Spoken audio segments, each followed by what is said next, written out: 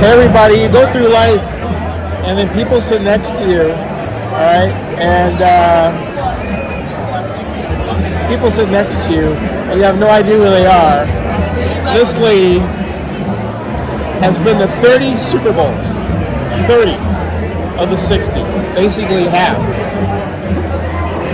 She has a fascinating story to tell, of which that is just the tip of the iceberg. And your name is? I'm Sharyn Quutrim. Sharyn,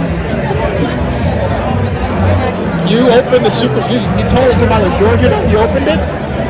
So in 1992, I was part of the opening management team at the Georgia Dome. May she rest in peace. Yes. And that was probably one of the best teams in sports that ran that stadium. And then I had a daughter. And congratulations. Thank you. In 1999, and then the NFL hired me to create a new hospitality category. So yes, 30 Super Bowls. I'm not a typical sports fan. I'm more of a fan of the fan. And I just love sports and what it does with the community, human connection. So I like putting my head into different sports and getting into the fans' head. Why? What do you love about the Super Bowl? Recently, I actually like the week leading up to Super Bowl, but there's a lot that happens the year leading up to Super Bowl, and that, especially when I was with the NFL, we would come into a community. We would engage, especially I was on the early days of connecting, Business Connect, where we get to meet entrepreneurs, women-owned businesses, minority-owned businesses, and I saw the trajectory of their businesses from being given a chance to be a part of this incredible event. You knew Frank Sapovitz. I knew, even before Frank Sapovitz, I worked for Jim Steeg. I knew Jim Steeg. Under Jim Steeg, I formed the effort to bring the Super Bowl up. We lost to Jacksonville. Oh, Jim Steeg was my boss for 6 years. And another woman, Debbie Wardrop, and I were challenged to come up with the NFL Super Bowl hospitality program. And Jim was amazing. We were in the Tagliabue era. Yeah, remember that. Yeah. I gave my first NFL presentation November 3rd of 1999 at the Fall NFL Owners Meeting at the Chicago Hyatt Regency O'Hare. And my dad, who I hadn't seen in 15 years to that point, lived in Palatine, so he drove down. I took him to lunch. It was the day after Walter Payton died, and my dad wears Bears shirt. So we're having lunch, and I get a call from Jim, and Jim says, "Zinni, Walter Payton died, so the owners want to go home early." And he says, "You have two options.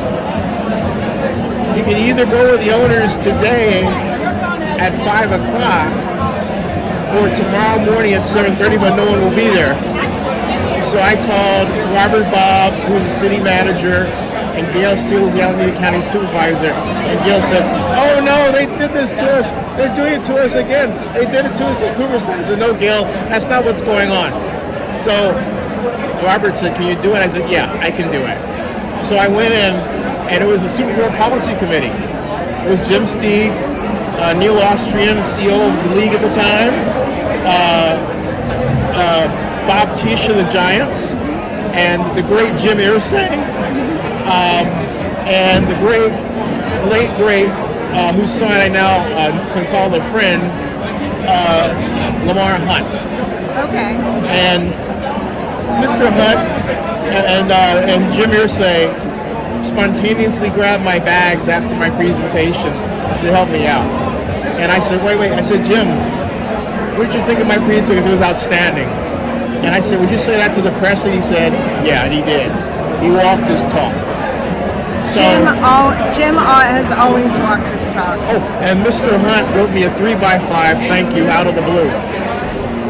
Out of the blue. And all this because Oakland treated me like shit. And Jim and Steve will tell you that. And so will Jennifer Gonzalez and Sue Robichek, who would leave. Sue Robichek is one of my best friends. Oh my God, tell her you met me. We were texting this morning. Oh my God, tell her I said hi. Hi, Sue, hi. She will tell you, she had firsthand how City treated me. Awful. Just tearfully awful.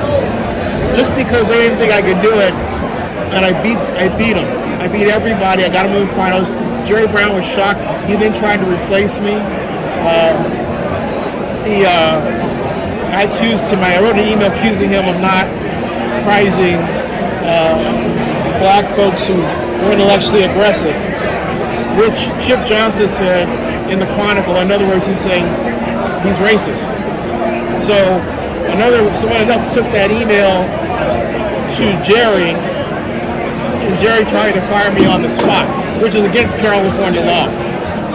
Robert Bob talked him out and goes, he got us here. Okay. No, they're really bad to me. I created the Super Bowl City concept. How? Jack London's NFL Playland.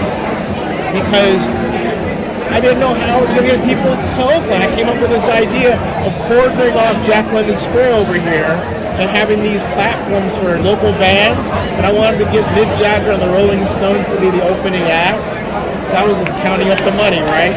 Next thing I know, I see the same thing in Houston, but it's called the Super Bowl City concept. Right? Yeah, so we crossed a lot of paths, you and I. I'm honored to meet you. But when I was working on trying to bring Super Bowl to Oakland, Roger, this is how I met Roger. Roger Goodell? Al Casal, who was the executive assistant of the Raiders at the time, found me and said, as I just started working for Ella here, he goes, look, we need your help to revive the 49er preseason game, but we don't want it to look like come from us. He taught me all the NFL politics I knew. We sit down at Linguini's in Alameda and have lunch. Every Thursday for 6 months. He said, there's a guy that I want you to meet. They're grooming him for commissioner. He's executive vice president of the football operations. His name is Roger Goodell. First time I met Roger, he called me. He was on his way to what became NFL Europe.